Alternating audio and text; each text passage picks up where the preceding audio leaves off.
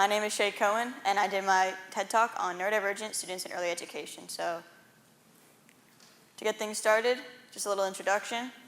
As I said, my name is Shae. I'm 17. I'm a junior here at TEDxOssining High School, and I was diagnosed with autism when I was 15 years old. And my thesis statement is that every child should be screened for neurodivergence as they enter elementary school. The question is, why is early neurodivergent screening important? Well, neurodivergence doesn't just mean autism. It doesn't just mean ADHD. There's a variety of different disorders that are incorporated under that umbrella term. Dyslexia, ADHD, OCD, autism, even anxiety disorders can lead to a neurodivergent diagnosis. So these students in early education might be struggling silently with this disorder, and that can lead to feelings of ostracization and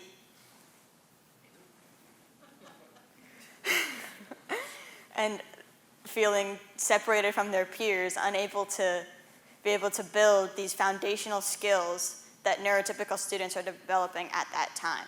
Myself personally, when I was growing up, I had a lot of trouble interacting and engaging with students my own age, and people would consider me somewhat of a teacher's pet, but mainly just because of the fact that I didn't know how to engage with another 8-year-old. I felt disconnected. I felt that connection towards adults because in my brain I was all over the place. I didn't know how to act my age. I'm still developing those social skills that I should have developed years ago to this day. And there's some unfortunate statistics that come with being autistic and disability. Just as trigger warning, the next slide does have some more descriptive statistics, but 28 times autistic individuals are 28 times more likely to have suicidal ideation and suicidal thoughts. 15% more, and we're talking children, 50% more of neurodivergent children have these ideations versus 0.05% of neurotypical students. So if you think about that, 15% of neurodivergent students are considering suicide. Children, under the age of 13, we're not even talking teenagers, these are children. And they are struggling with this. A lot of them don't know why or how or what's wrong with them. I always thought that there was just something, that I was just weird and that there was nothing I could do about it. So getting that diagnosis at 15 was life-changing.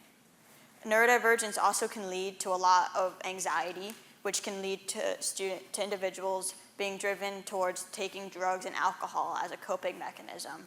Those with autism have a much more likelihood to having a substance dependency, and it's not even related to IQ levels. It's actually the other way around. You may think that someone who has a lower IQ might tend to this, but it's actually those who have an IQ of 100 plus are 2 times more likely to end up using substance abuse, and those who have autism and ADHD together, which is not a fun combo, I can tell you from experience, are even more likely. So I want you guys to look at this chart. These are the ways that these children are thinking about suicide. It's very interesting to me because if you look at this chart, the majority for the autism spectrum disorder consider hanging as an attempt for suicide versus the non-autism spectrum disorder, the majority is overdose, which was very interesting to me. It was something I was unaware of when I started doing my studies into this, and it just leaped back into the whole thing about how the brain chemistry works differently in students and individuals with autism spectrum disorder versus those who don't, even in severe crises like suicide. So what can we do? English language learner students are screened for their English level as soon as they enter elementary school. So why not do the same for neurodivergence? As you can see over here, I have a chart depicting levels of English language proficiency, starting with entering up to commanding. I'm suggesting that we do a similar screening with students of all types, whether they have markers or not for neurodivergency, just to get a grasp. I'm not talking like large tests like this, which is the ABLS test, which is a great test for once you're aware a student has a disorder, but I'm talking just something simple, just a couple questions that they get screened on a couple years, like how the hearing and vision tests are done in the nurse's office every couple years to make sure a student is functioning properly. Do the same with neurodivergence, just a quick screening, and if they have certain markers, we can go further from there. So there's something called the autism color wheel, which I really like because it's simple to understand, it's easy for kids to understand, and it's very easy for you to figure out where you fall on your own chart. So if you look at the chart, the darker the circle is on the outside, the more prominent that attribute would be in the student, and the lighter the color, the less prominent. So a student can even give themselves this grade depending on the age, but if it's a younger kid, a teacher or an adult might want to do it with them, just asking them questions to see where they fall in certain categories.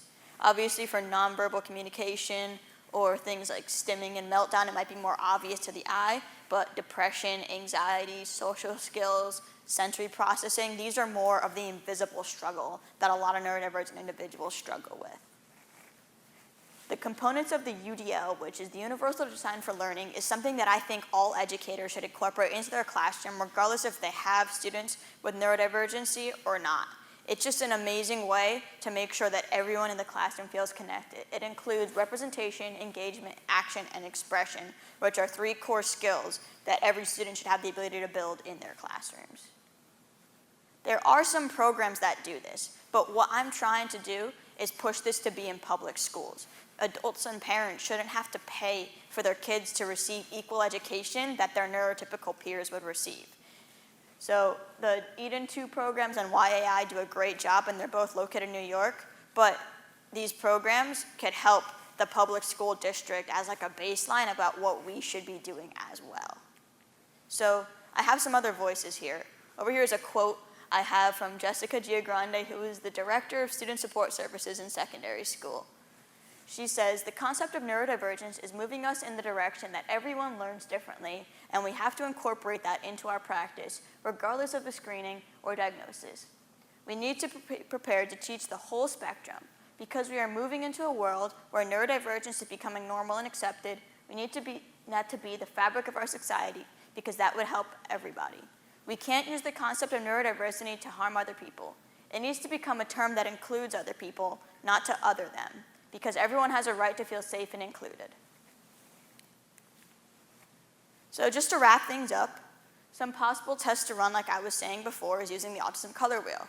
If an older student possibly considers that they themselves might feel this way, which is something that I've ended up figuring out myself, they can look at the wheel themselves, put the markers on themselves. Otherwise, we need to work as a district, as a community, to build these tests to help our students, because these are our future. We should not be putting students in other positions, giving them a lack of education just because of a simple diagnosis or a lack thereof. How this will change their learning experience and their just experience in general is it would have really helped me when I was younger to be able to have those foundational skills to build the skills that I now need to focus more on in present day. I have a lot of anxiety. I struggle with social skills. I struggle with presentations and eye contact, which might seem a little bit ironic because I'm out here presenting to you guys, but I feel the need to do this to make sure that other students like me get the help they need before it's too late. Because in a lot of cases, it leads to those issues that we talked about before. So how I plan to implement this is after this presentation, I want to bring this up to the Board of Education. With the support from some peers and other educators in the building, I want to get this implemented in the school district and the state and the country worldwide, if possible, as soon as I can. This is something I'm very passionate about, and I would love to see it everywhere. So here's some resources I used, and thank you everyone for being here.